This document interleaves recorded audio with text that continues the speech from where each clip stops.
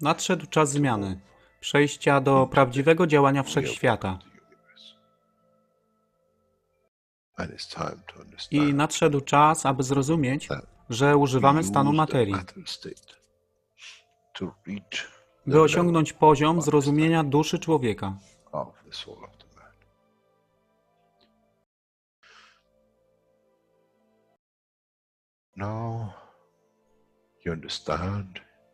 Teraz rozumiesz, być może, dlaczego Kreator wysłał swoich posłańców w imię tego, co miałeś.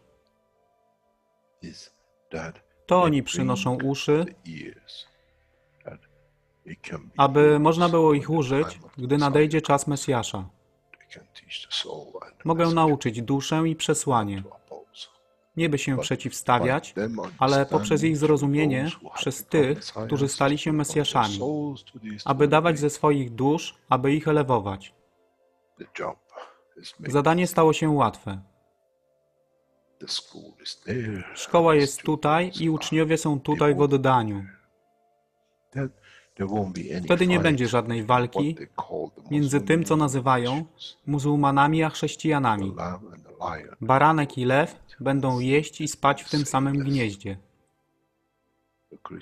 Chrześcijanie i muzułmanie będą spać i modlić się w meczecie, w tym samym kościele, w imię ich dusz, nie w imię religii, które są używane do tworzenia tak wielu konfliktów, dla korzyści tych, którzy byli hiperaktywnymi dziećmi.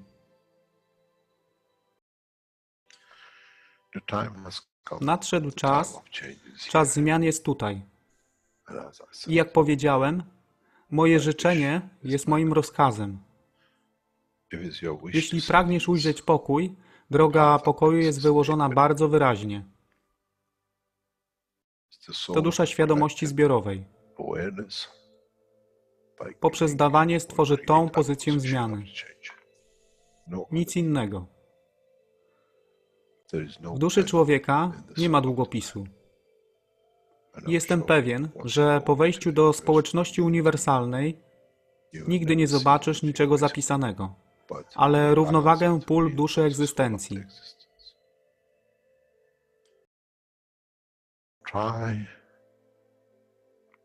Staraj się być na tyle pokornym, aby nie stać się aroganckim w mocy, którą zrozumiałeś i posiadłeś. Inaczej wpadniesz w tą samą ścieżkę kościoła i meczetu.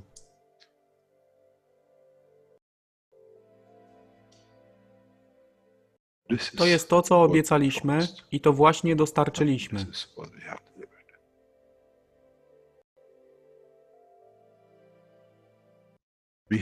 Musimy zrozumieć działanie duszy.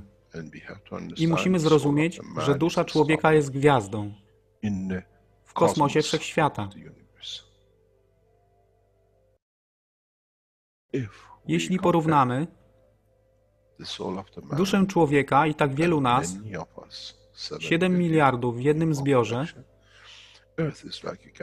Ziemia jest jak galaktyka z tak wieloma gwiazdami. Kiedy patrzymy w głąb wszechświata, widzimy galaktyki z setkami milionów gwiazd. Podobnie jest z planetą Ziemią. Niesie 7 miliardów pięknych gwiazd, które są duszą człowieka. Niesie z sobą duszę tak wielu trylionów zwierząt, roślin i wszystkiego innego. Jeśli więc patrzą ci, którzy nie widzą fizyczności Ziemi i jej zawartości, co widzą? Widzą galaktykę z wielką ilością pięknych, świecących świateł. Każda według swojej siły. Każda zgodnie ze swoją pozycją.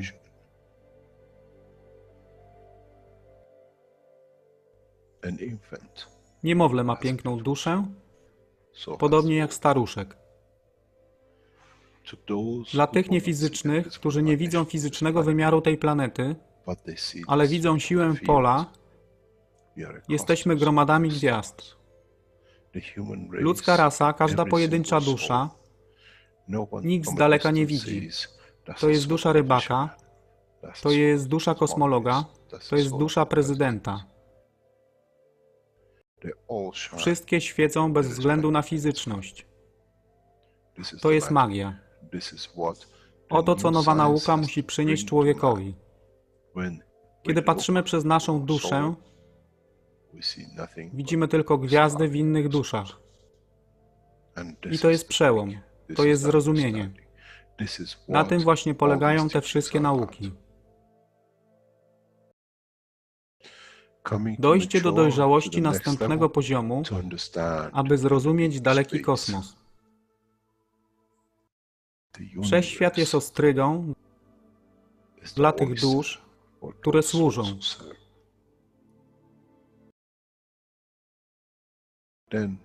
Wtedy człowiek jest gotowy do wejścia w kosmos.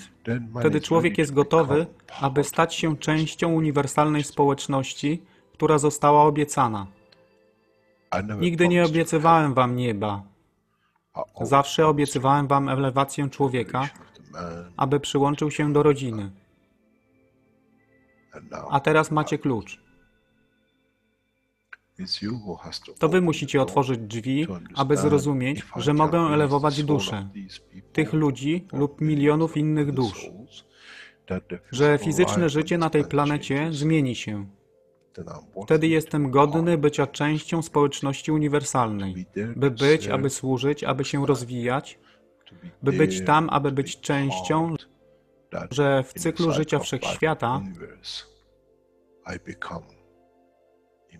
staje się w byciu częścią, staje się częścią totalności.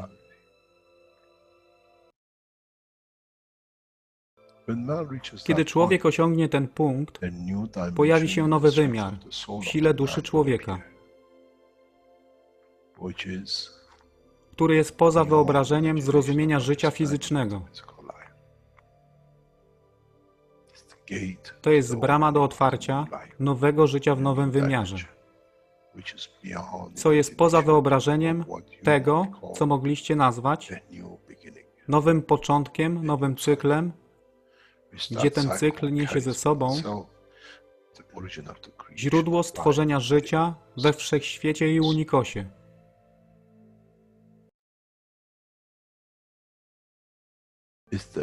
To jest elewacja duszy, aby służyć. Stała się kluczem. Nie tron życia fizycznego.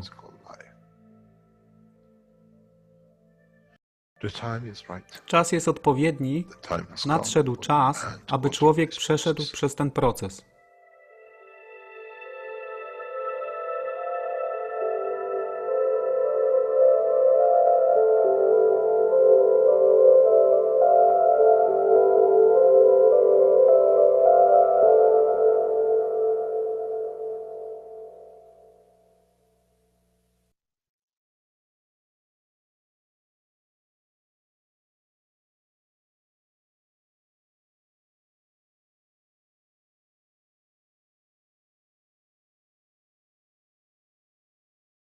Witamy wszystkich na kolejnych warsztatach, 270 warsztatach poszukiwaczy wiedzy w języku polskim. Dzisiaj mamy czwartek, 27 czerwca 2019 rok i tematem mamy kontynuację 280 warsztatu poszukiwaczy wiedzy. Jest to tłumaczenie z języka angielskiego na język polski.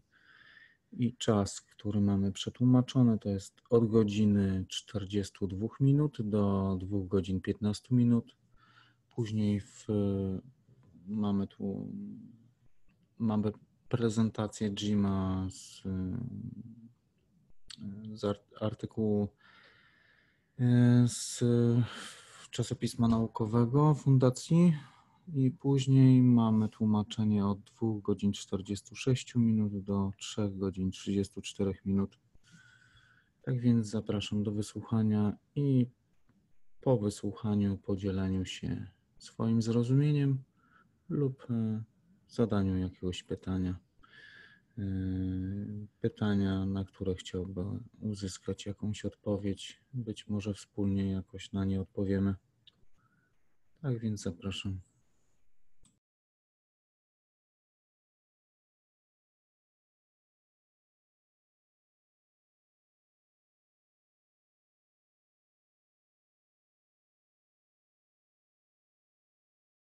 Any questions?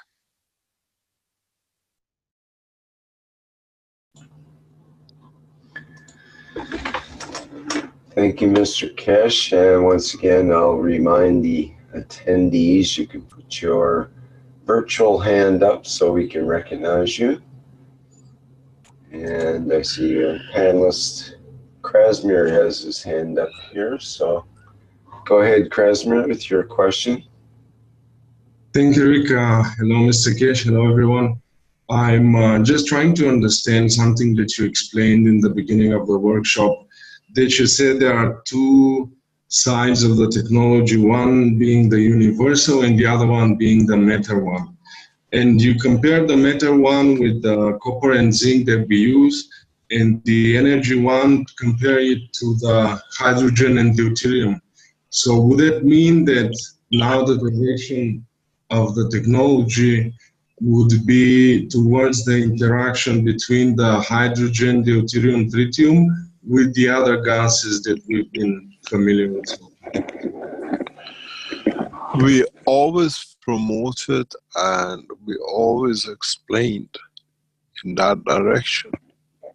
It's just that there has been a confusion and it had to be made clear. Some people did not understand it, and it's caused massive mayhem. They mix things and they take things and they convert things and they put CH3 somewhere and they put CH2 somewhere. But if in general you understand the two separate parts of the energy and matter, then you understand we're talking about magnetic field energy positioning. We are not talking about the energy as we can convert it to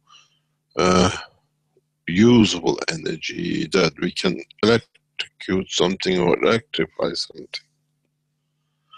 That's another dimension of the conversion. And in so many ways, at the point of the conversion, you get what we call the pulse, the heartbeat.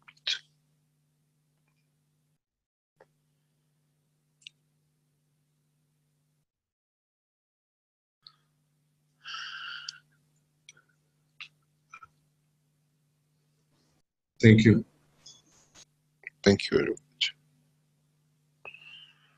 Any other question? You see now I have divided you knowledge seekers in three clear categories. Matter state category, energy state category, and control category. And soon you have to understand all three, or you start from one and see how you get to that.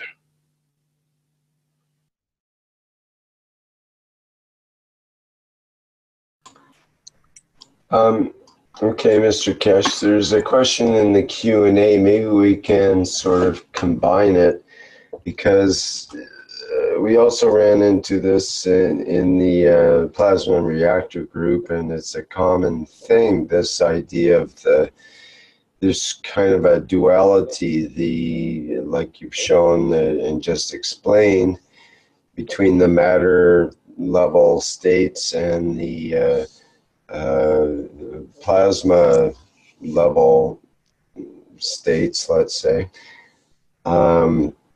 So the question from Stephen is, and maybe we can sort of combine this, is what I'm thinking. How can we help the Twinity souls to find a balance? Are they able to find peace by understanding they have twin souls? Are these twin souls of physicality within one physicality? So I'm just comparing that question, which could be taken on a personal basis and, individual people. What do we call a twin soul? Define it. after all these teachings, somebody has to define it. Somebody should be able to define it. What is the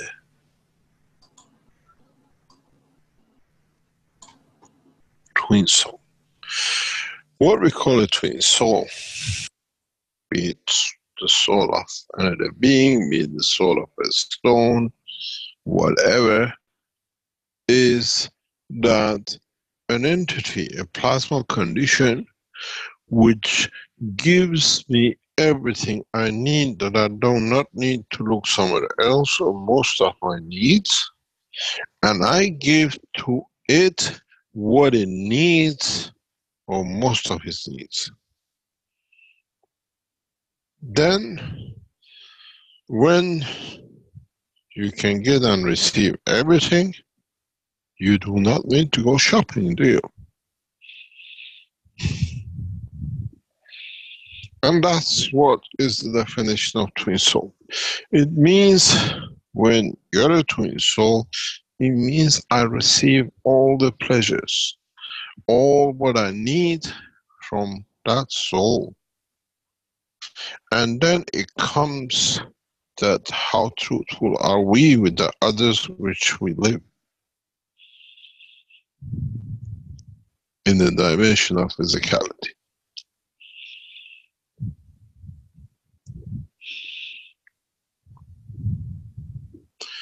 And this is one of the problems with this process. When you call somebody a twin soul, it means it gives me everything I need. It facilitates everything I need. I don't need to get anything else from anybody else. Oh, I do a little bit, because you cannot be all connected, but let's say majority of what I need I receive.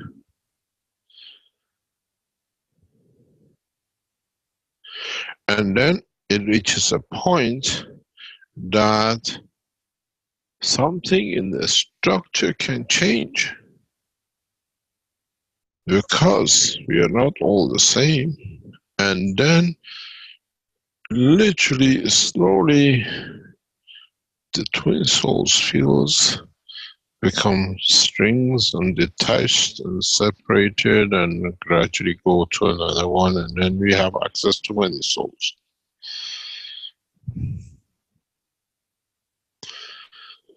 And a twin soul, that's all the meaning it has. Somebody, something could be a twin star, could be a soul of a being, could be soul of entity. As long as it can give most of what we need and receive most of what we give, we receive from it and we give, so we tied up. Is what it's virtually one shop, one customer.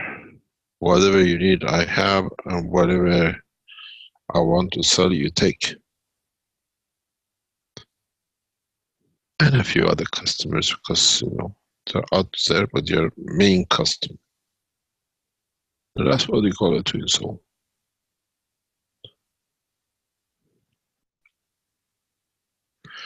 And twin soul is not limited to humanity. It's not limited to solar systems, and it's not limited to universes. And in that dimension, it's not limited even to the Creator. In the Old Testaments, in all the stories, we talk about Adam and Eve. Adam is the giver of what Eve needs, and Eve is what Adam needs.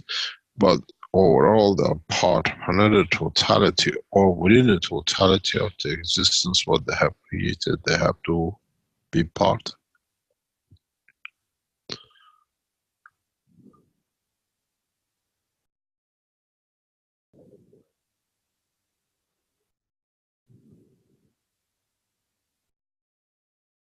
So we have a twin soul according to the dimension of the need and the position of interaction.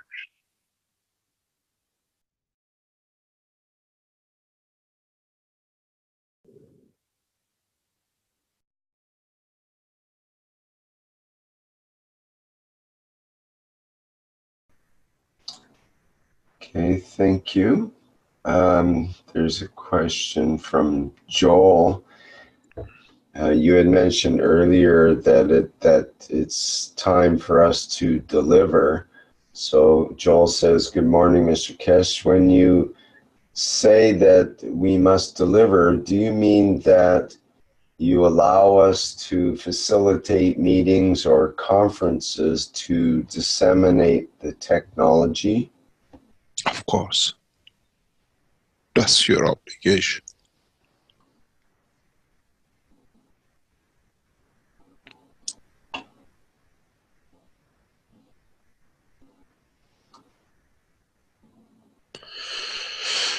We've had meetings with many scientists in the recent past years, and we find scientists who are looking for an answer, and in technology they find their answers. And we find scientists who, by finding the answer, shows their ignorance of the totality of knowledge, they have to object it. But in common, 99% of the population are there to learn, to help themselves, and if you can translate the knowledge to the need of the man, you can do a lot of things. You have to understand what they need, not what you want to teach. What is the need of? Tonight, last Thursday, I gave nearly 5 or 6 hours of teaching to the Iranian agricultural teams. Tonight again, we have highlighted the problems in Iran agriculture, so maybe another marathon session tonight will go through, because there are things which needs to be done. I see a problem, I try to solve the problem, not just because it's just Iran, because it's a critical position. It's extremely critical. You have to understand, I can send you, maybe, because I cannot share videos, but maybe I can forward a video that you can see what Iran at this moment is entangled with.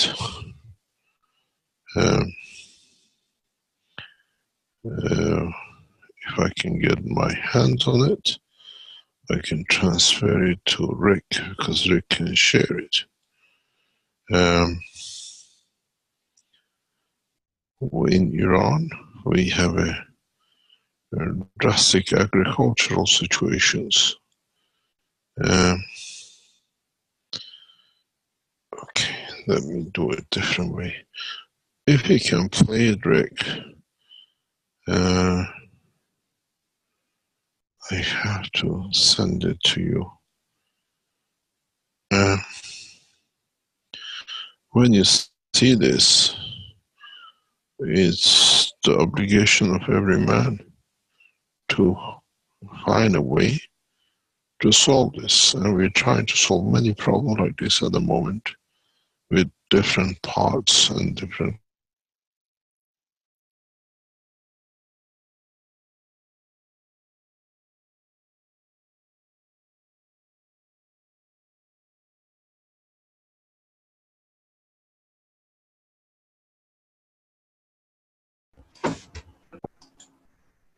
See, Stephen, you've had your hand up as well. Allow you to speak.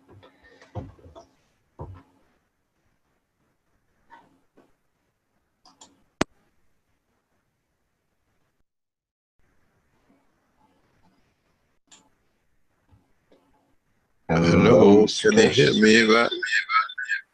I'm Yes. back. Can you hear me? Yeah, I was Yes. trying to send you a video and it just got broken up. The bandwidth wasn't there to carry it. What we have a problem is we have to teach as much as we can and to spread the knowledge. It's not anymore us, we know as knowledge seekers. It has to become part of the knowledge of the nations. As part of one nation, one vote. And we'll see how we can develop it. Teach as much as you can.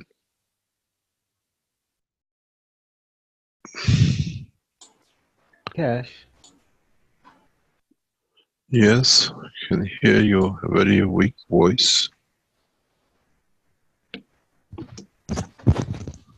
Can you hear me now? Hello? Yes, Hello? who's speaking? That's better. Good. Thank you. Who's speaking? Hello, it's Dean here. From?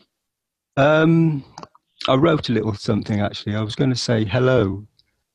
I'm a man named Dean from a race From where? from the UK. Ah, okay. Yes? I was going to ask you a question. Just recently, I've been feeling a lot of energy through my hands. That energy I feel. I actually went and listened to one of Rick's teachings last night, and I only listened to a small part of it. And there was a guy, a French chap, talking about his magrav that he had. Now, I just thought about that magrav and connected with it for a short period of time. And there was a conversation going on that the magrav was giving out pulses, a heartbeat, but it obviously, they were saying that it didn't give out a very strong heartbeat in the evening. But as soon as I connected to that magrav with my hands tingled from my fingertips right up to, well, down to the bottom of my fingers and slightly in the middle of my palm of my hand. But I was getting pulses of 2 or 3 pulses per second, and quite strong as well. Now, I found that this all started when I gave from my soul to the China spacecraft that you constructed. And it seems to be getting bigger and bigger, and I just need to talk to you about that, really. What happened, this pulse system is something which we know about, and we do a lot of work around it. We've done a lot of work around it. And pulse is the cornerstone of life in the universe. The plasma cannot work without a pulse.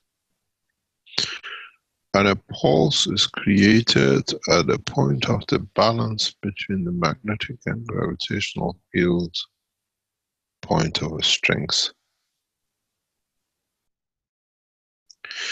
In a way, when you jump from gravitational to magnetic, and in that process, one contracts and one pulse expands. One pulse phase is gravitational and one pulse phase is magnetic. And the Earth has a pulse, our body has a pulse. And the rate of the pulse shows more or less the size of the activity.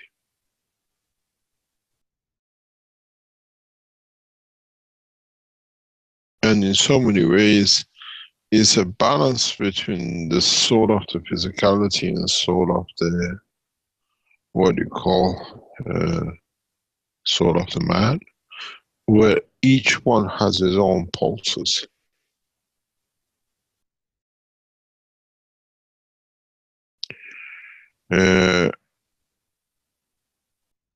We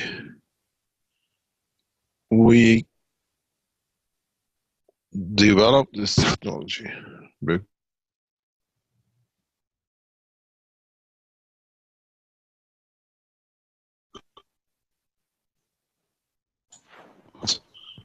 no motion.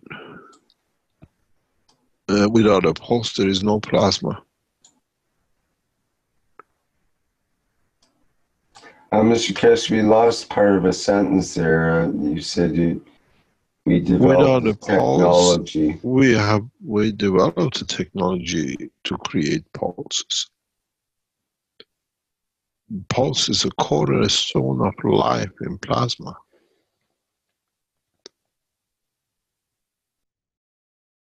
When you have a man which is made of combination of plasmas we call gases, the collective change between the polarity becomes the heartbeat of the man.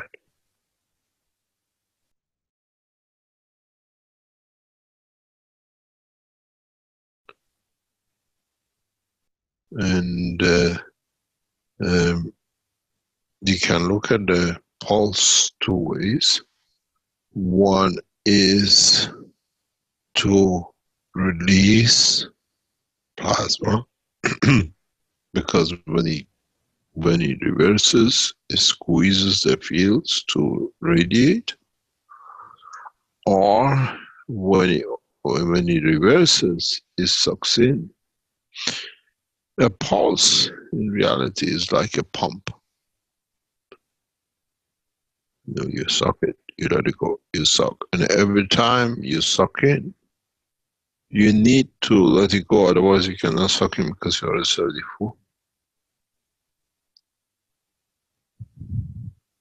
And in reality, is the heartbeat of the physicality, which is our blood circulation, that creates or forces the soul of the man to radiate at the level that in the brain of the man, in the interaction of the two, leads to creation of emotion.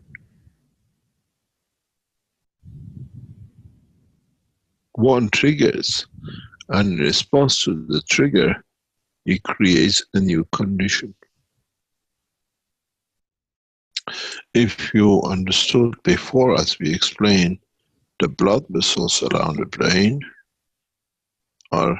they carry the energy, but this carries a pulse energy which pressurizes in a way the plasma of the soul of the man. And that causes the soul to release, and the interaction to a given point creates the emotion. The inward pulse pushes the fields. The outward pulse takes the balance we call emotion back through the blood, and in conjunction to the physicality of the man.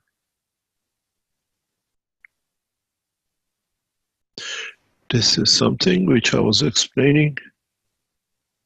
I can't remember where. I think it's once in the teaching to somebody very recently. Is that you have the brain of the man and you have the nervous system, and then you have the blood.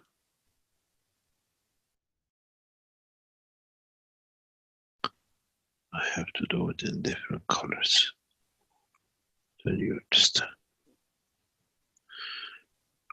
At a point where the blood vessels, information gained through the brain from all the cells, in interaction with the nerves, lead to creation of the cell, conversion of the lymph to the matter state of gans itself. So here at this strength, with this blood coming in, with the presence of the lymph, it makes the cells of the heart. At this level, with the strength of the two, with a given signal coming each one separate, makes the cells of the liver and kidney to become. The lymph is a common denominator to totality of the physical body. It's the difference or the voltage balance between the two which decides what lymph becomes what element at what point, and how often all these change because the information sits here.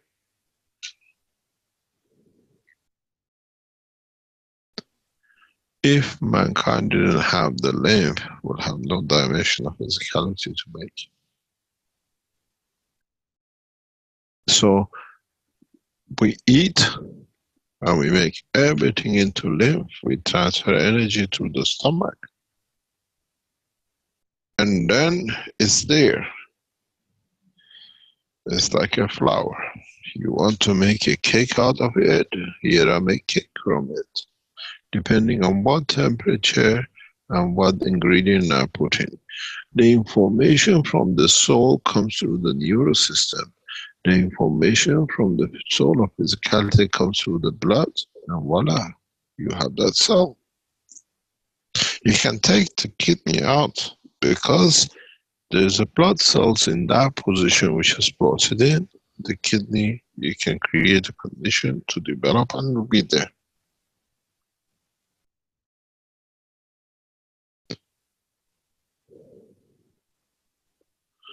This is how we develop the brain cells in Burned or Destroyed.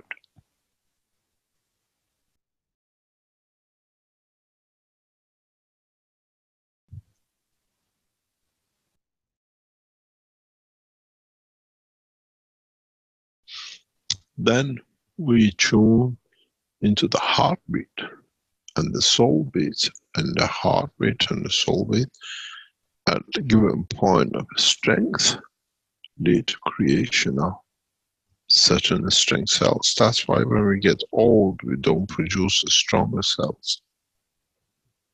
Because the physical dimension fails, not the soul.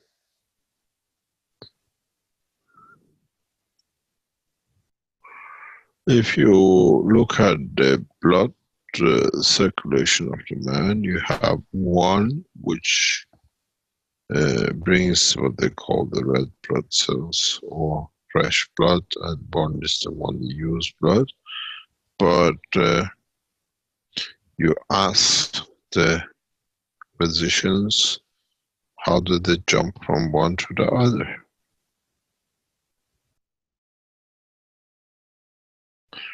The same thing happens in the dimension of the physicality and the conversion of the lymph back to matter, or back to blood cells that they can be taken out.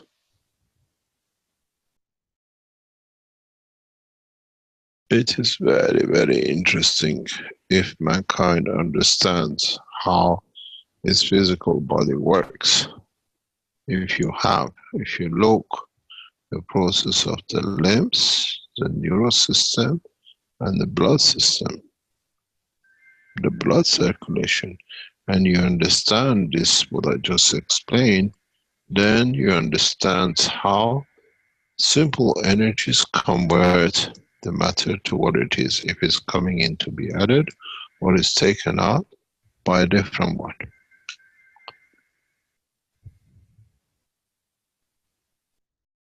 And this is how man has to learn in a space to replenish stock, replenish energy levels in the spaceship.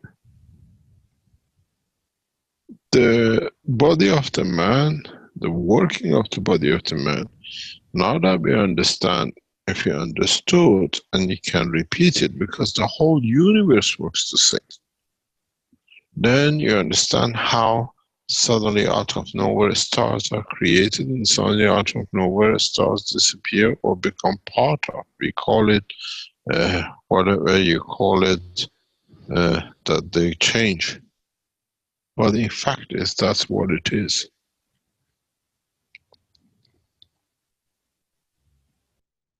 A certain strength field converts the matter or energy as a lymph to the matter state of the cancer itself through the higher level energy, and the other one, which is slightly different, is what takes out. It's very interesting. If you ask a lot of men of medicine, they tell you, can you go in the Wikipedia and you bring out the blood circulation of the man? And why doesn't what they call oxygenated blood circulation doesn't mix with unoxygenated blood circulation? But if the body of the man is making always red blood cells and is making red blood cells for both systems, why do we carry in some the energy or the material of what we want and some in the energy material which we want to get rid of? Just on the same principle.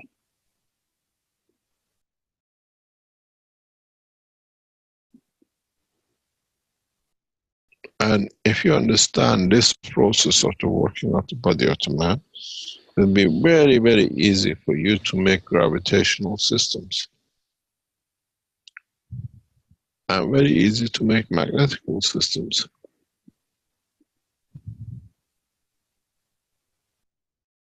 It's the same blood cell. And how come when it gets mixed up and passes the, what do you call it, the lung, when it gets energized, it changes its characteristics.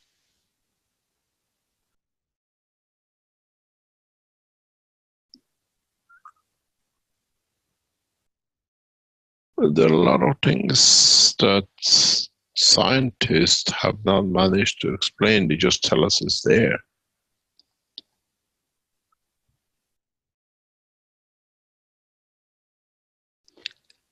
Mr. Keshe, I was listening to some music last night, and I came across some Aboriginal Australian music, and I listened to it intensely, and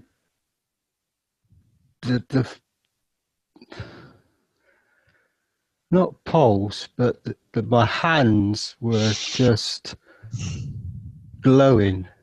I don't mean as in light, I just mean they were alive with just a force.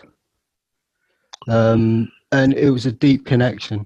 And I've never listened to it before, but as soon as I did, they just. So you got excited with the music. It touches your soul, as we call it. It must have. Yeah, it's something that we understand as part of our emotion, what we deliver through the blood circulation.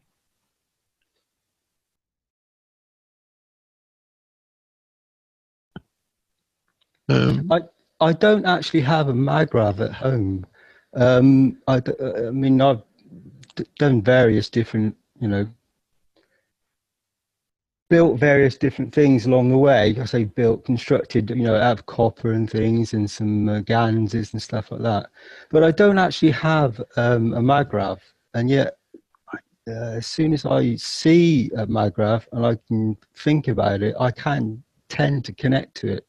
If I don't know why, but I just you got the copper field, as they call it, not the magician copper field. Huh? Copper field means you connect to copper strength field of these systems.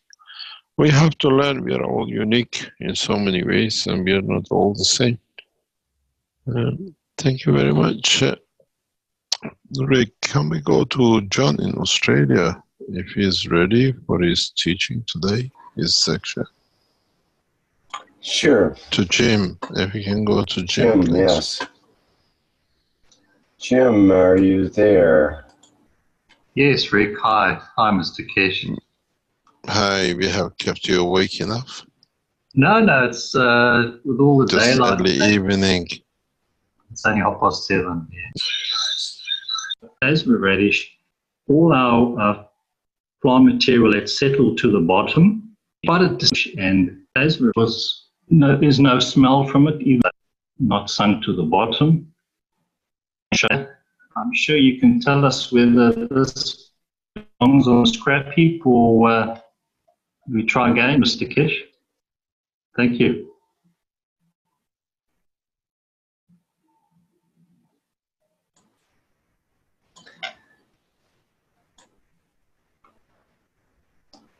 Very good. Thank you, Jim.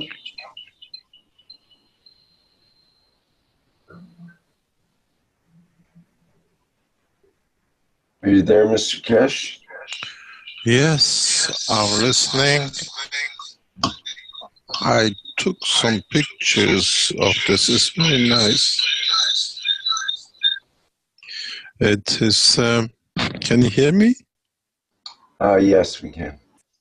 Yeah.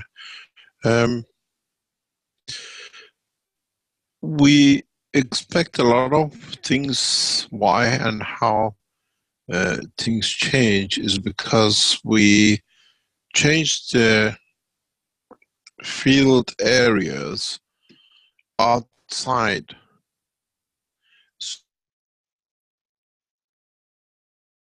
So we change the cache comes because we have changed the environment in this area. And that in turn has created a new dimension of positioning within the structure of the cells.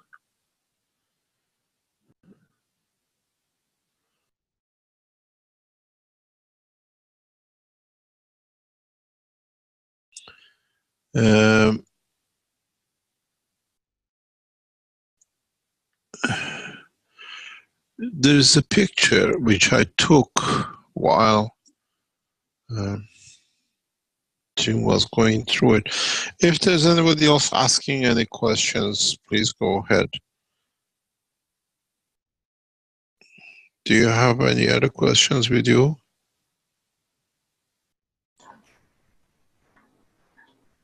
Well, I had something to show that's related to this. Perhaps I can insert that. You want to look for a picture in the background for a minute there. No, it's Jim, can you go back up on your pictures to the green one?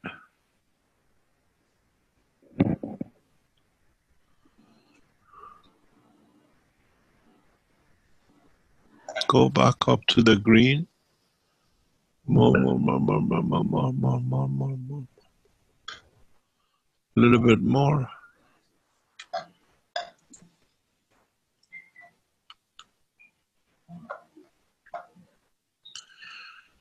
More. I just think it's just a couple of pictures. Yeah. Further up. The green picture, there's one picture which is green color. Oh, that one? Yeah, that's the one, yeah. Just 1 second, please.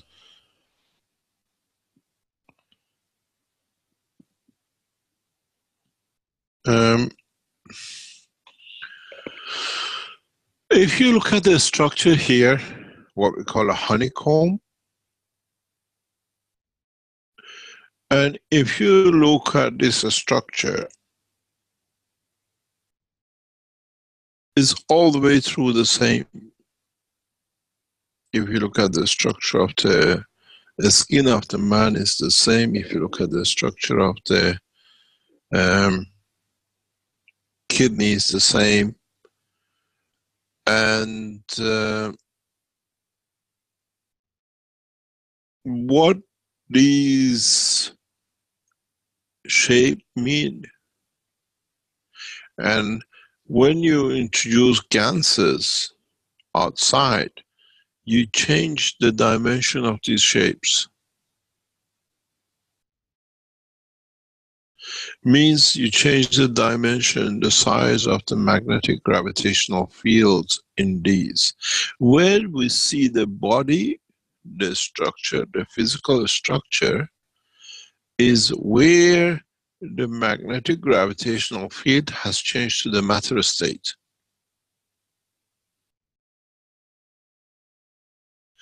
And you see, for example, in one place, they have a uniform shape. You can see it here in this band. These spaces, these what you call hollow spaces, in them is not hollow, is the gravitational magnetic fields, which this, for example, if I can change it to a different color, this here dictates the size of this and dictates what this can bring in, and then this bracket here decides what needs to be filtered to go further in. And then you see again another filter band here. At the point of every change, we see uniformity in the size.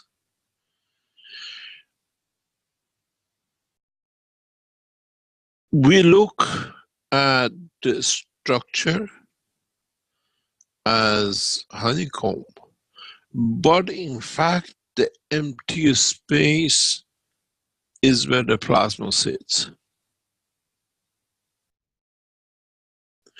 The pressure that plasma can accept allow physicality in its boundary. And we see the boundary of the cell. And this is how we look, more or less. A lot of them are hexagonal or follow near enough that shape, where the balances are in the 6th field dimension, which in the science of man we do not understand yet.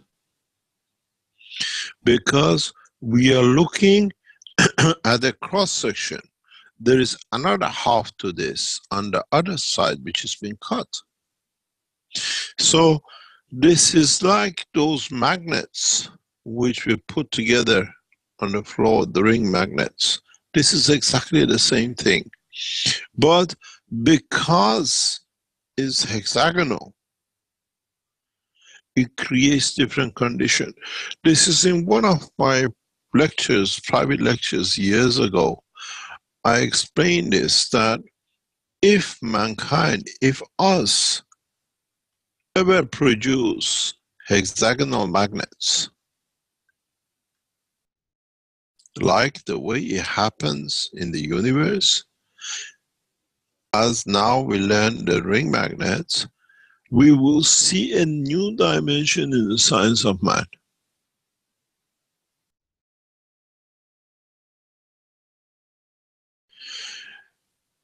We will understand a new concept in technology, very much reality in the dimension of the plasma. When we look at a plasma as a circle, This is the whole structure of the system.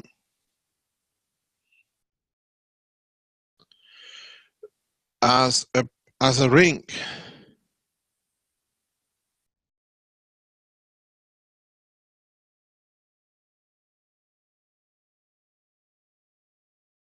But if we position enough magnets, we will see hexagonal combination. If you leave them to find their own position. But if we ever manage to create a hexagonal magnet, we will see the operation of the plasma in a physical dimension.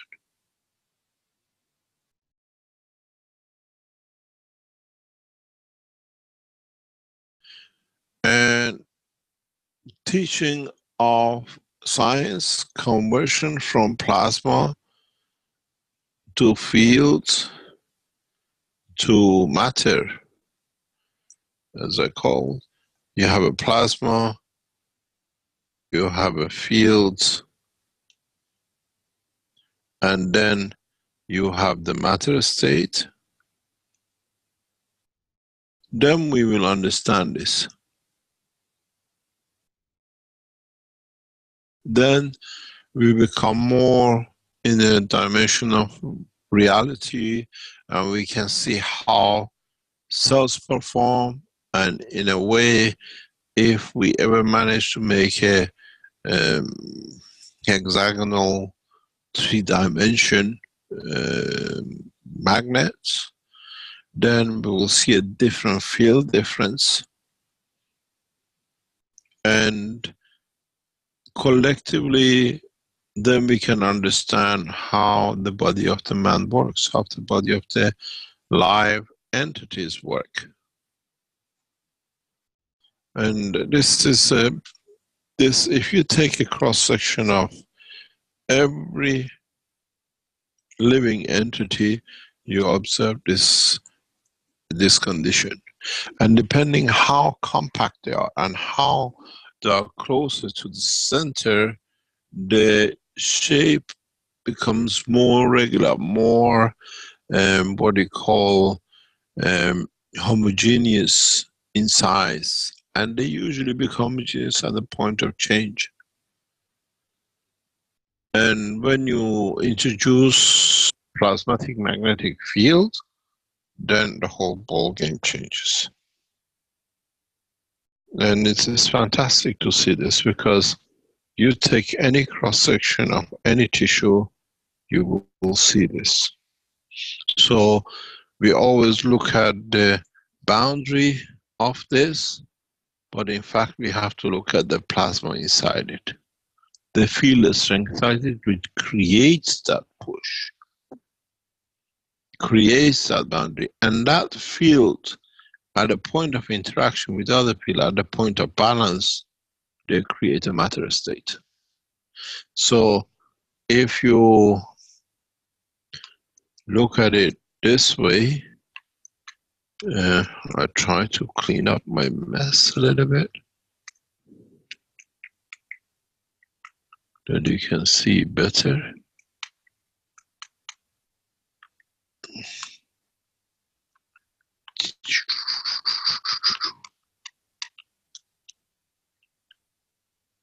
Oh my God, the rubber is very good. Okay, so what I'm trying to explain is, when we look at the boundary here,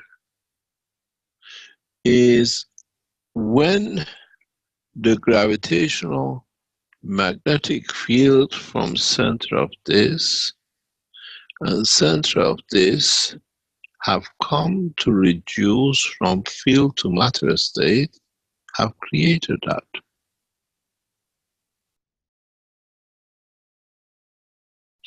These are what we call in the science of plasma, subplasma levels.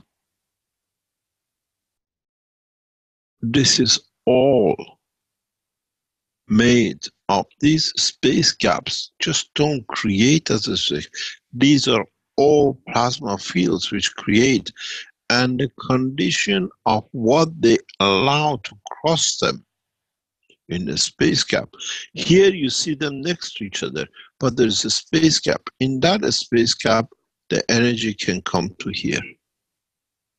And this could be of a different strength. And at this level, by absorbing all the fields here, then there is a space gap here. What can go through?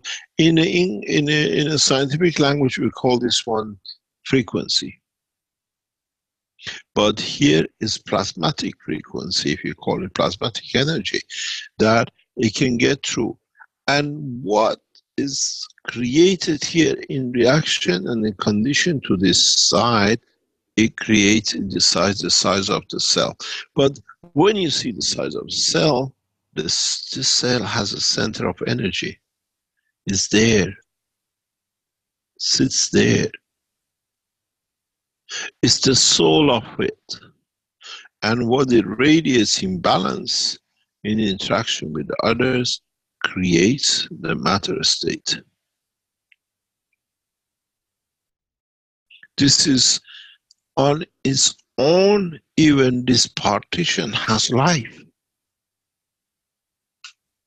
Because it has to hold on to and get connected to the next.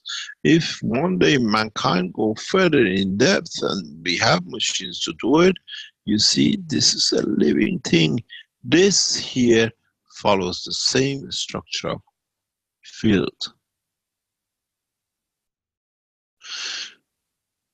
And then this we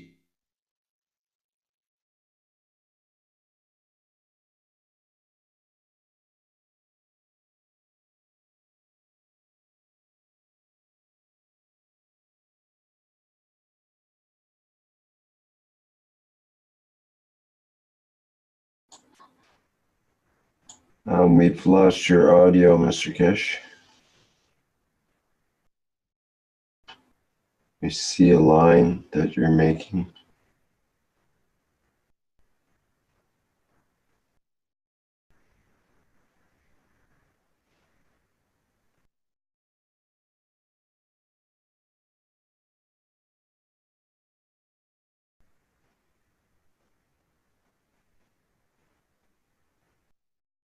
Still not hearing you.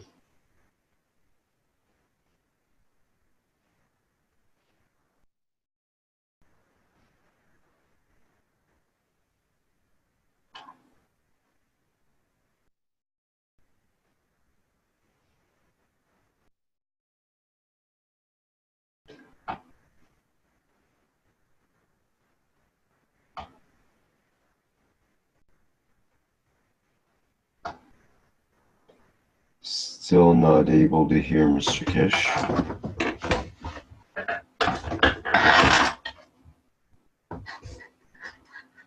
Can you hear me? Yes, now we do. You can hear me, okay.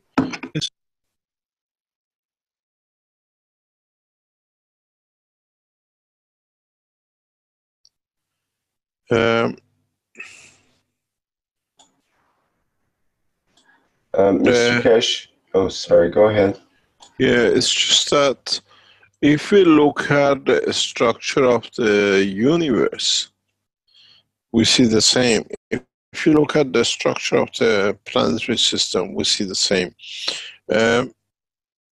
In the universal dimension, we still see hexagonals between the galaxies, position of the galaxies, and position of the field environments, which we are not aware of. We haven't got the technology to observe yet.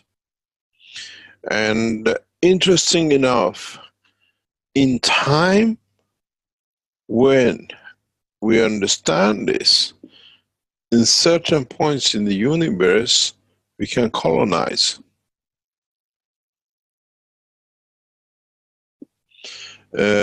We can live, because dimension of physicality at certain strength is at the balance fields of the physical life of the man.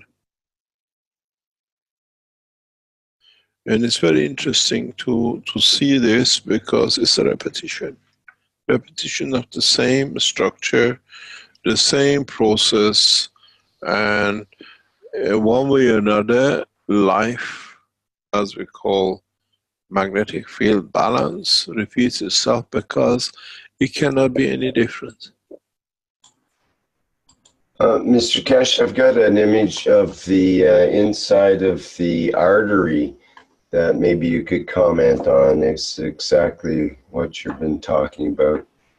You allow me to share that if it doesn't knock you out. Oh, I get knocked out very easy. It's just if I'm off from my phone, get excited, then I'm really out.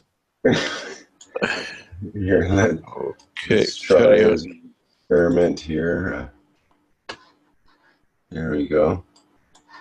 So yeah. You're talking about ring magnet, and you were talking about, we were looking at the images that Jim was showing there, which are very similar actually to this. This is the inside of an artery, the aorta artery.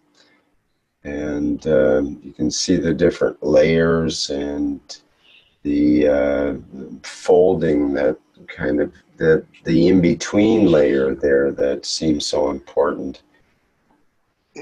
Oh yeah, it's all the same.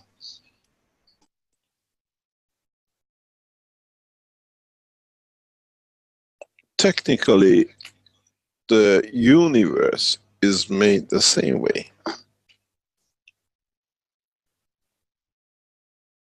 But if you open this further, you will see the same pattern.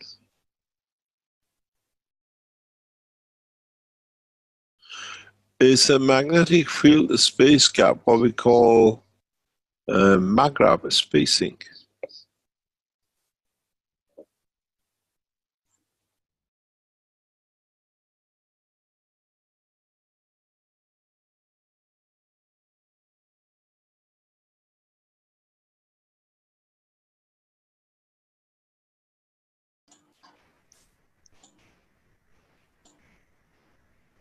It even has somewhat of a hexagonal shape, actually, as well around the outer edges. You can see here, and then along here, and back up there. And there. It's all the same. It's all the same. It depends how it is. You have to understand, as I always say, a magnetic field can only open, a plasma can only open as much as its environment allows it to. And why there is a hexagonal? Why majority of it is hexagonal? Because if you look at it, we call it in English a North Pole.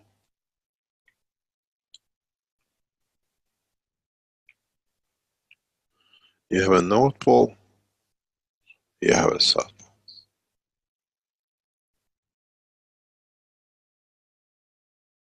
The same. North Pole and South Pole. North Pole and South Pole.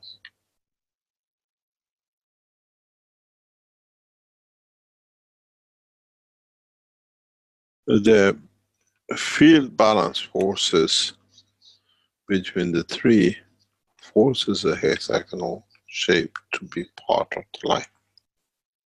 Physical structure. We call it diamond structure.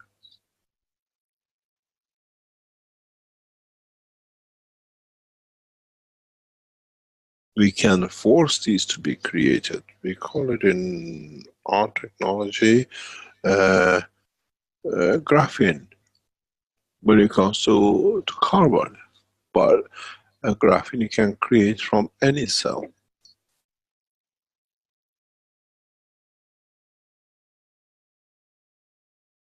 One of the reasons when you make the ganses and when you put your plates in, I always tell you to put two electrodes of the meter on either side and just connect them, is to create this condition, homogenize one after another, because here you have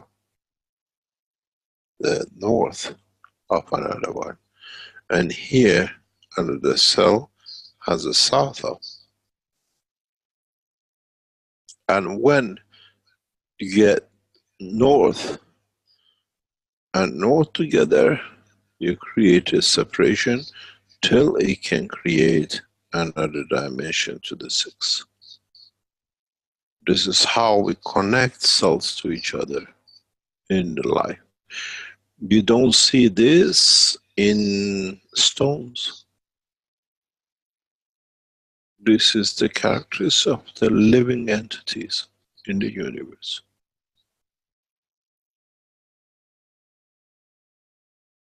Dynamic living entities.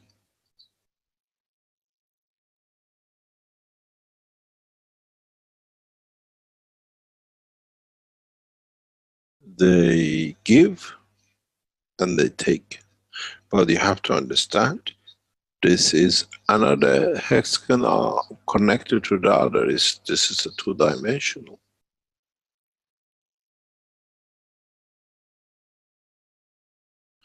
And this balance is the essence of creation. Because what I don't need here, I can give here. But through the same center point, I gives here.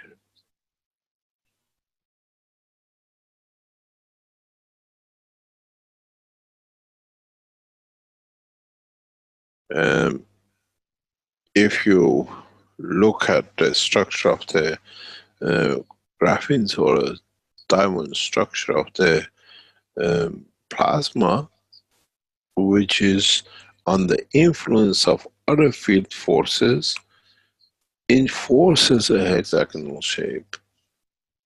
Unless there is extra pressure, you might see it one missing. But that again, in the dimension of the 5th element, actually is like this. A fine is a space, or it creates a condition. You see it in all of these.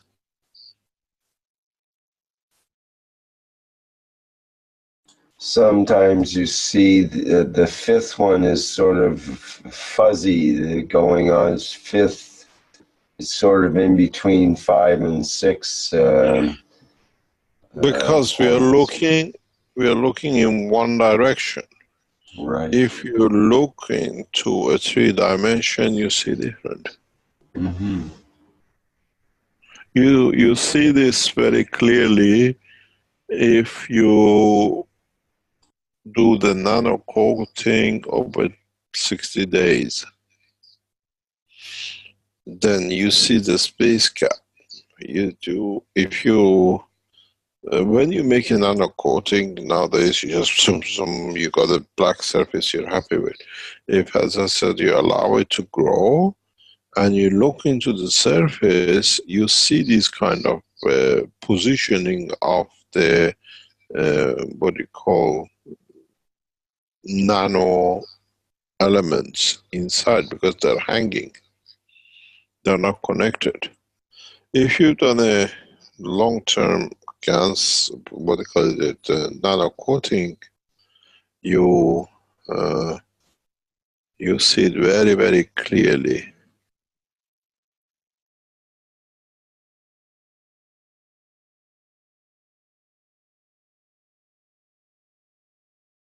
Good morning, Rick. Is this a normal specimen? You got a picture from Vicky? Yeah. Why are you asking that? Because I want to know if we select another person and we give them IV of CO2 for 1 week, and we take a specimen like this, how would it look like? What would be the change of a person who took a CO2 for a week in terms of the IV?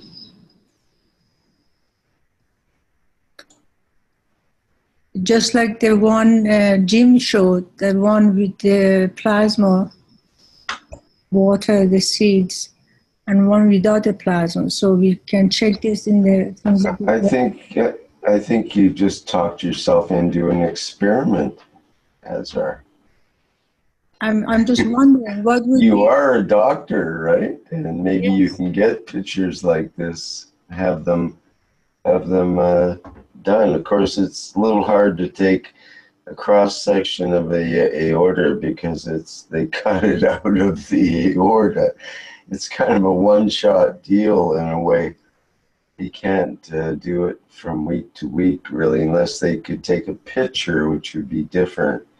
This would be a slice that they stain and put on a slide or something like that.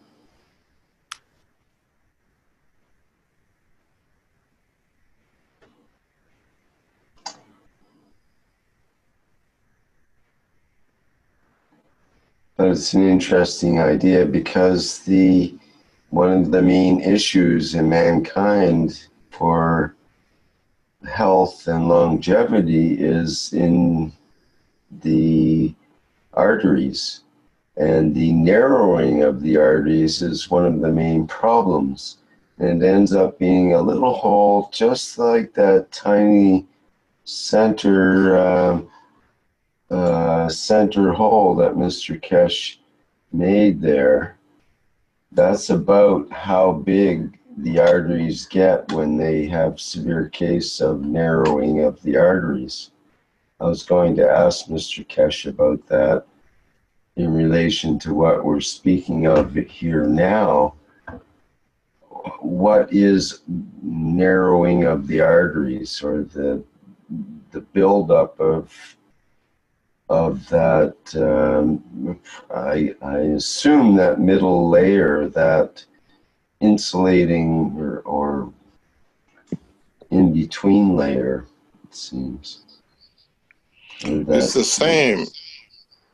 They create a condition that the gravitational magnetic field of a protein can be added to.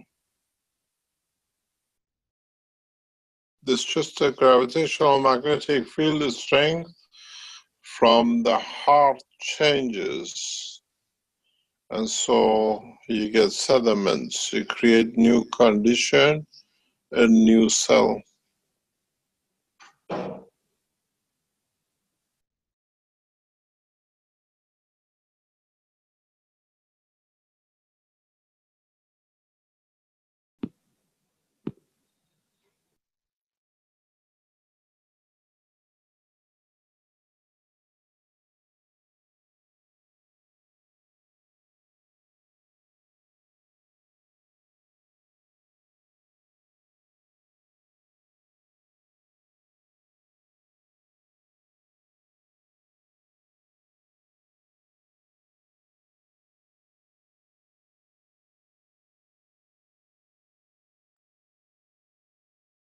Any other questions?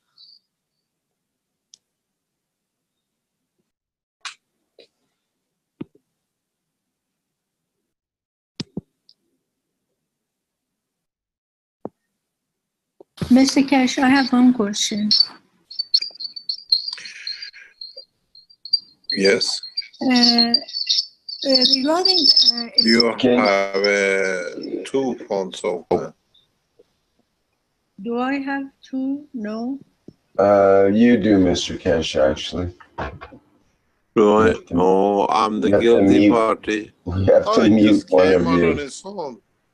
It's your twin.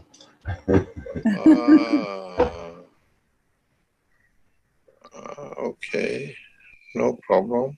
Okay.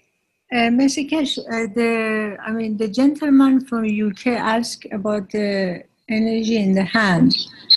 Like when you get the energy in the hand and you can manipulate it in a way that like you can become like a ball, like a circulating ball, and it moves. You can actually make it clockwise, counterclockwise. You can move it out, bring it back. We can play with it. So what can we do with that? What is the reason for it? I mean, because I can create it now, because it used to be energy in the hand. Now I can, if I want, I can sit and I can create two balls of energy moving, and I can make it counterclockwise, clockwise.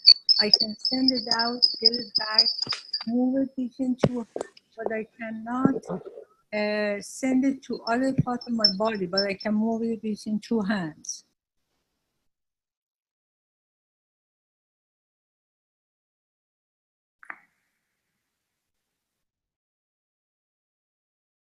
I mean, this is different from just feeling the energy, just now it's out and it can separate from the body, it can go out and come back.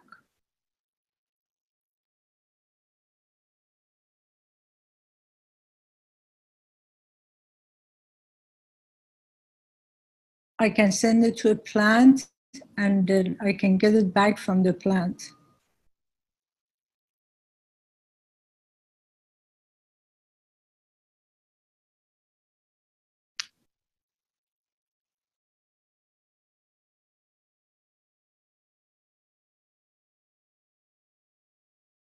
Mr. Keshe, did we lose you? I think he's just reconnecting there now, Azhar. Mr. Keshe, we can't hear you yet. Can you hear me now? Yes. Good. So I'm just juggling between two systems. Which one works? I go through it.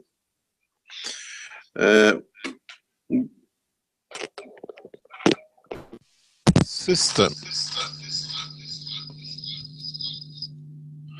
The system is very simple.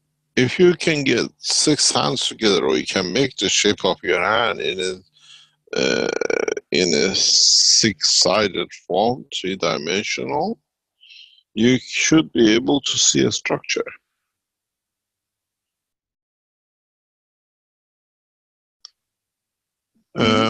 You mean I can make, I can vision, I can create 6 hands with 6 balls? When you make the space reactors, flight systems, you see these shapes.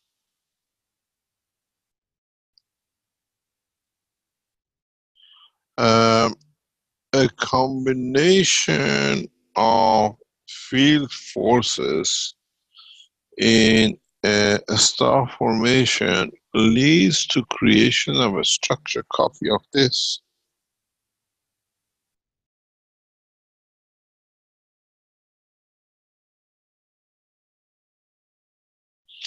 If you look at it, if you look at the structure, is a hexagonal inwards. The space outside makes it flat looking, but in fact, it is exactly the same.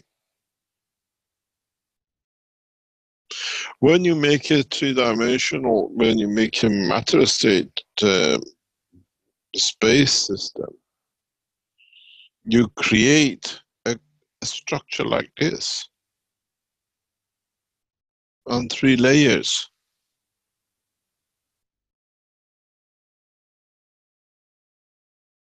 The space reactors is not that you have one layer of fields. You have layers of fields which make the body of the craft.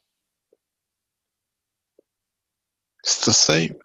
If one day man opens and cuts, can get it into physical dimension, you can see through it, you see the same structure.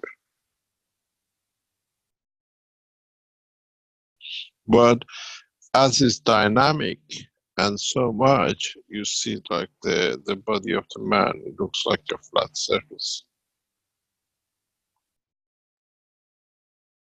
How tight you can make it by different strength in respect to its position. You create a field barrier that you cannot be penetrated. It's very much you make a bone out of the same lymph, or you make a skin out of the same. A lymph, it transfers energy. It doesn't itself become a matter state. Well, Rene had an interesting question in that regard earlier. He said in the Q&A, if we use only the information of the GANs itself, for example, if we store the information in water, then we are no longer in the matter state, I think. Can you confirm this? Thank you, from Austria. So I think you, in a way, just confirm that. You talked about the energy is transferred, and on that What level, does that mean? It's not matter level state things that are going on. If you can see the energy transfer or the information transfer, and that's all you see, then you're no longer in the matter state. Would that not be correct? You're no longer thinking in In matter so many state. ways, you don't see. If you look into the skies, especially at night, when there is not so much field forces of the sun, which is continuously changing, is more stable, you see universal magnetic fields. It's very, very clear. You see in the physical language, we see air tunnels, you know, they put the aircraft in it, the corridors, we call it. If you look into the sky and you have the trained eye to see, most of us can do, we see fields in the depth of the space. It's most probably millions of kilometers.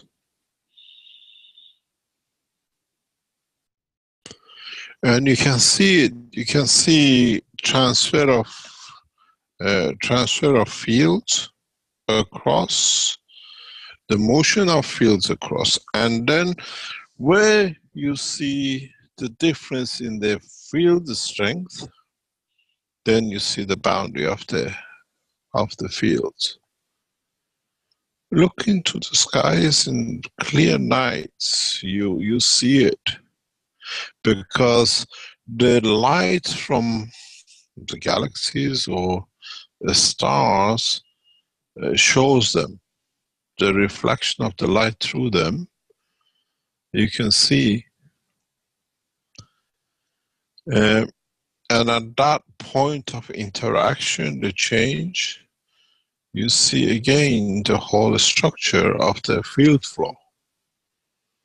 It's like the rivers in the ocean. And if you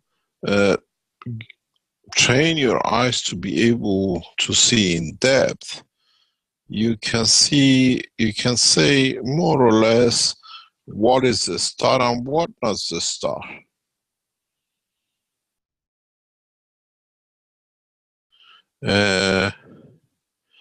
A lot of what we consider as the stars are not stars. Amazingly, they are not stars. And if you look into the depth of the field motion of them, it shows you, it tells you.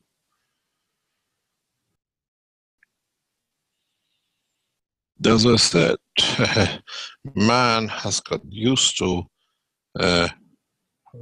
considering with his short life that everything is a star in the universe. Yes, there are some planets, there are some stars, but there are huge satellites which have been there for, it says seconds in the life of the universe, but man says for 10,000 years, a million years, and they're there, they sit there.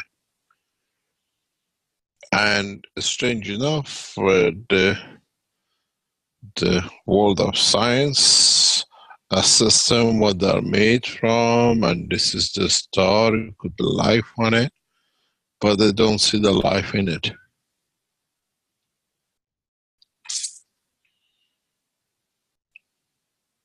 But they communicate, they interact, and at the position, certain position, you see the point of interaction.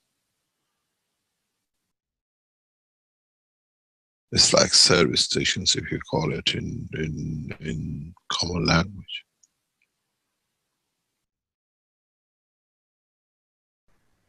Mr. Keshe, there's an article that just came out a couple of days ago in some of the science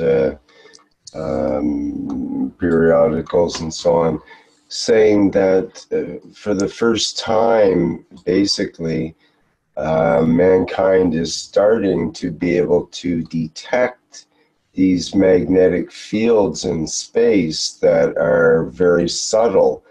They mention in this article, I can't show it, but we can quote a couple parts of it. It's the professor of astronomy down in the States somewhere. He says there are very limited ways to study magnetic fields in space. He says our understanding of these astrophysical processes suffers from our poor knowledge of magnetic fields, and the little is known about them in large part because they are exceedingly difficult to study. So they mention in this article that interstellar magnetic fields represents one of the final frontiers of astrophysics. And they're super important and they're all pervasive, and yet the scientists know actually very, very little about them. They've had a very difficult time to measure, and they have some really sophisticated processes now to be able to do that and subtract the field here and there. We have a problem in the knowledge of man, and we have not learned to measure or detect the spectrum of plasmatic magnetic fields. This is where the knowledge is lacking. We have developed technologies which we can measure matter state plasmatic magnetic field, that may put them Teslas. In the 129 setup, the way the setup was set is plasmatic. You see, in all present, due to the lack of the knowledge of the man, there's nothing else with it. Do you want to give me a white sheet, then I don't have to go? Can I have a white sheet, please? Yes, just a second.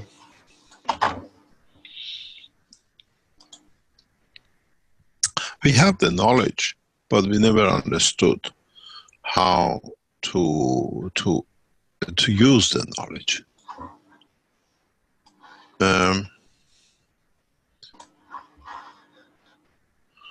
Oh, you still got my last pictures. Can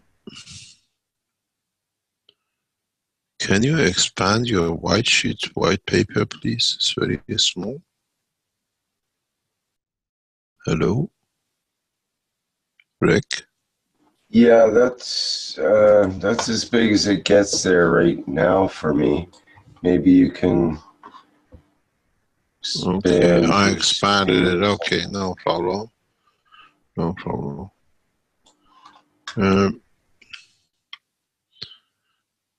Can you... I cannot clean up, but can you clean up? Can you give me a white sheet? I have these pink writings on it. Okay, no problem. You see, we see these magnetic fields flow. Caroline sees them very nicely. You know, when we stand, you watch the skies, we see it.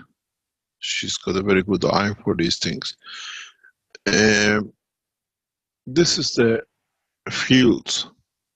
The reason we have not managed to, or the knowledge of man has not brought us to the point of understanding, is when we came to 129 Tesla, yeah, the detectors sit like this. We have a detector here, we have a detector here. The present time, we just put a detector here and see what it comes. In fact, to understand the reverse, or what I call, of the plasmatic field, we need to put a detector on the other side of the motion too. Then we have a technology.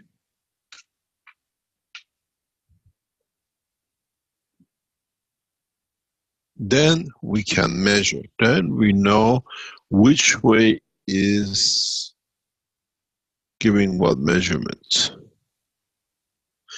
Here we measure magnetical in respect to here. Here we test the gravitational in respect to here. And then we understand and we can measure. And it's very, very minute. We have the technology, but at the moment we only measure one direction.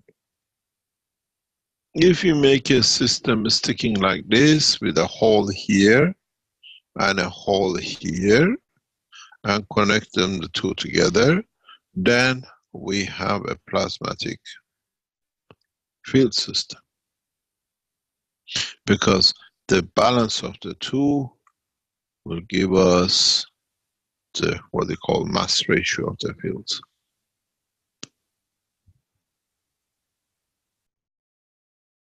We can, and then we can even detect what is the field strength here or field strength here.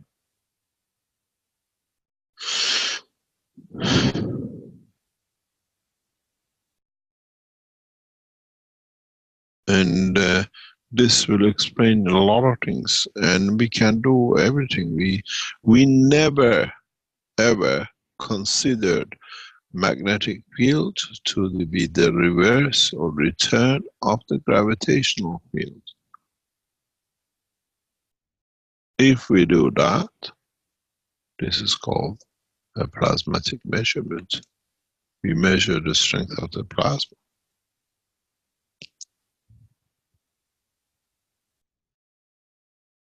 We have all these satellite programs. They show us the gravitational field, the strength of the Earth. We have all these things. They tell us the magnetic field, but nobody has ever connected to, because we never understood that of the same circle. Depends where you are. And then we can develop beautiful plasmatic fields in the universe. We got to see what we receive on one side of the spaceship, what we give on the other side of the spaceship, and then we find the field, the strength in what we produce. Do we want to be on this side to go that way, or do we want to be on this side to go that way? And where is our balance? And then what is the highest field difference? That be what the speed we want to go in the middle or on the edge. If you look at the structure of those cross sections we just saw, it follows the same. But because it has a soul, the field flow of the magnetic fields is internal.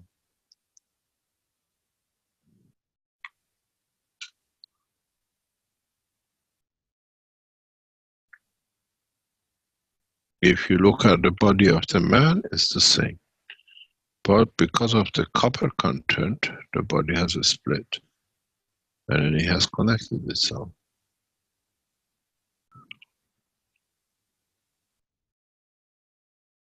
And the structure is very simple. We can measure. We have ignored. We never understood that it's a balance of the two fields. And one is stronger and one is weaker.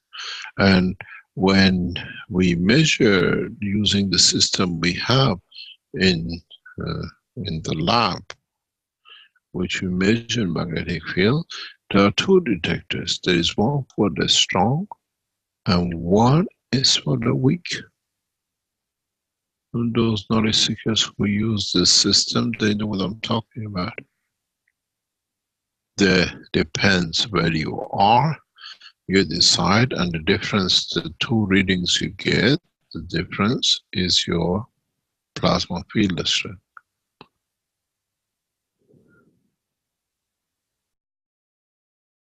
It took me months to design these detectors.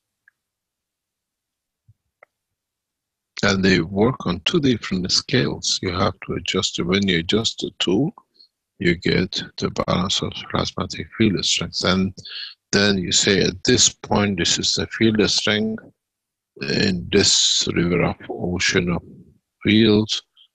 I want to be there. And then you can dictate and decide. And when man develops, you don't have system machinery, then you look at the structure of the hexagon. They give you a very good indication. How close you are, how far you are. If you are in the strong flow, if you're in a weak flow, if you cut that cross section of the plant, it gives you all the knowledge of the field transfer in the universe, more or less. The structure of the galaxies in the center of the universe are totally different than the structure of the galaxies on the edge of the universe. Totally different. Their effect is different, the power is different because of that field flow in the center.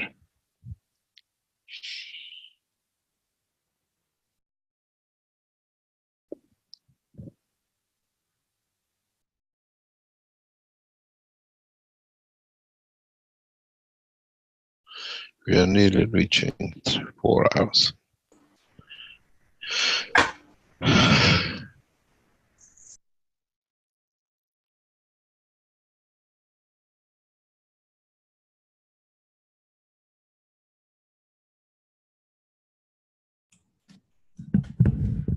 Mamy koniec tłumaczenia.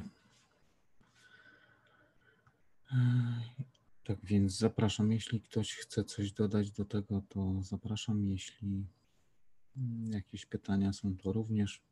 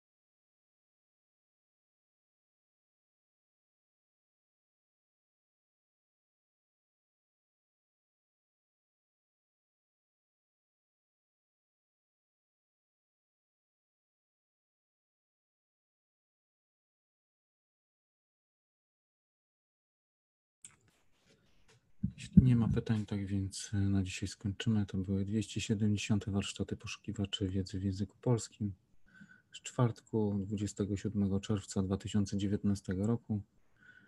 Tak więc dziękuję za uwagę i zapraszam na kolejne spotkanie.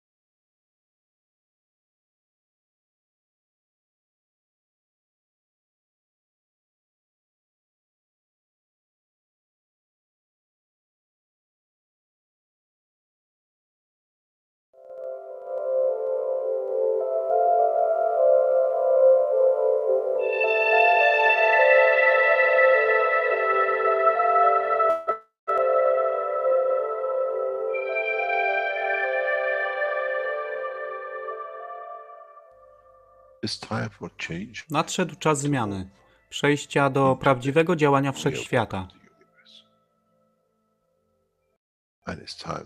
I nadszedł czas, aby zrozumieć, że używamy stanu materii,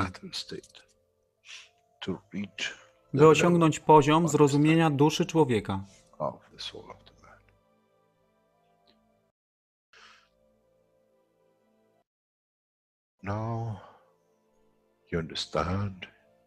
Teraz rozumiesz, być może, dlaczego Kreator wysłał swoich posłańców w imię tego, co miałeś.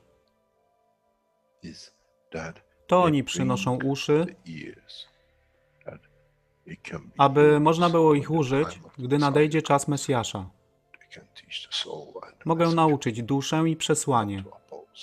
Nie by się przeciwstawiać, ale poprzez ich zrozumienie przez tych, którzy stali się Mesjaszami, aby dawać ze swoich dusz, aby ich elewować. Zadanie stało się łatwe. Szkoła jest tutaj i uczniowie są tutaj w oddaniu. Wtedy nie będzie żadnej walki między tym, co nazywają muzułmanami, a chrześcijanami. Baranek i lew będą jeść i spać w tym samym gnieździe. Chrześcijanie i muzułmanie będą spać i modlić się w meczecie, w tym samym kościele, w imię ich dusz, nie w imię religii, które są używane do tworzenia tak wielu konfliktów, dla korzyści tych, którzy byli hiperaktywnymi dziećmi. Nadszedł czas, czas zmian jest tutaj. I jak powiedziałem, moje życzenie jest moim rozkazem. Jeśli pragniesz ujrzeć pokój, droga pokoju jest wyłożona bardzo wyraźnie. To dusza świadomości zbiorowej. Poprzez dawanie stworzy tą pozycję zmiany. Nic innego. W duszy człowieka nie ma długopisu. I jestem pewien, że po wejściu do społeczności uniwersalnej nigdy nie zobaczysz niczego zapisanego, ale równowagę pól duszy egzystencji.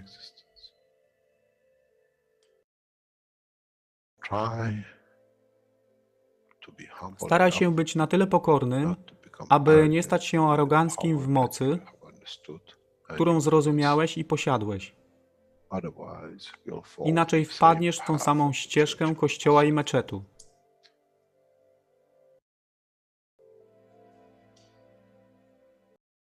To jest to, co obiecaliśmy i to właśnie dostarczyliśmy.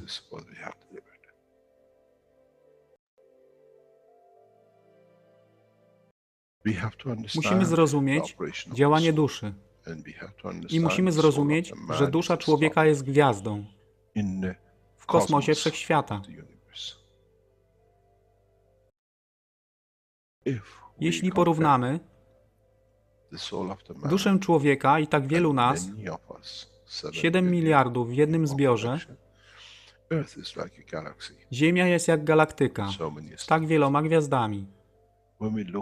Kiedy patrzymy w głąb wszechświata, widzimy galaktyki z setkami milionów gwiazd. Podobnie jest z planetą Ziemią. Niesie 7 miliardów pięknych gwiazd, które są duszą człowieka. Niesie z sobą duszę tak wielu trylionów zwierząt, roślin i wszystkiego innego. Jeśli więc patrzą ci, którzy nie widzą fizyczności Ziemi i jej zawartości, co widzą? Widzą galaktykę z wielką ilością pięknych, świecących świateł. Każda według swojej siły. Każda zgodnie ze swoją pozycją.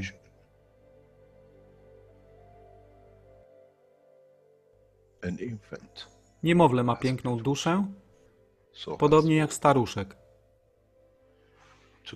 Dla tych niefizycznych, którzy nie widzą fizycznego wymiaru tej planety, ale widzą siłę pola, jesteśmy gromadami gwiazd. Ludzka rasa, każda pojedyncza dusza, nikt z daleka nie widzi. To jest dusza rybaka, to jest dusza kosmologa, to jest dusza prezydenta. Wszystkie świecą bez względu na fizyczność. To jest magia. Oto, co nowa nauka musi przynieść człowiekowi. Kiedy patrzymy przez naszą duszę, widzimy tylko gwiazdy w innych duszach. I to jest przełom. To jest zrozumienie. Na tym właśnie polegają te wszystkie nauki. Dojście do dojrzałości następnego poziomu, aby zrozumieć daleki kosmos. Wszechświat jest ostrygą dla tych dusz, które służą.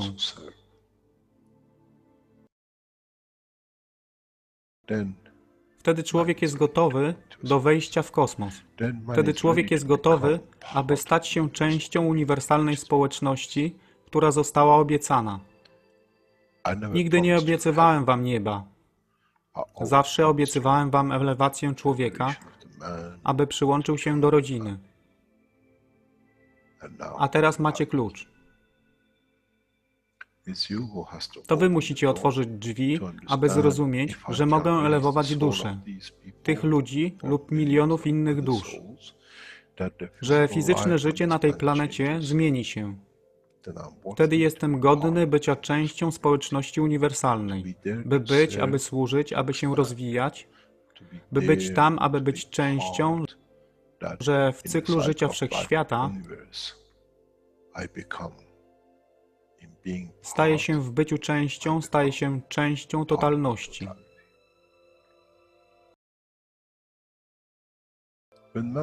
Kiedy człowiek osiągnie ten punkt, pojawi się nowy wymiar w sile duszy człowieka,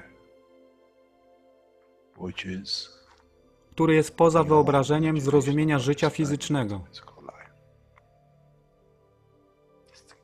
To jest brama do otwarcia nowego życia w nowym wymiarze, co jest poza wyobrażeniem tego, co mogliście nazwać nowym początkiem, nowym cyklem, gdzie ten cykl niesie ze sobą źródło stworzenia życia we wszechświecie i unikosie.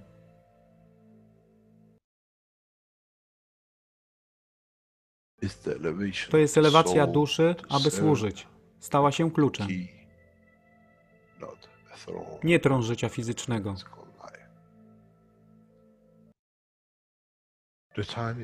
Czas jest odpowiedni, nadszedł czas, aby człowiek przeszedł przez ten proces.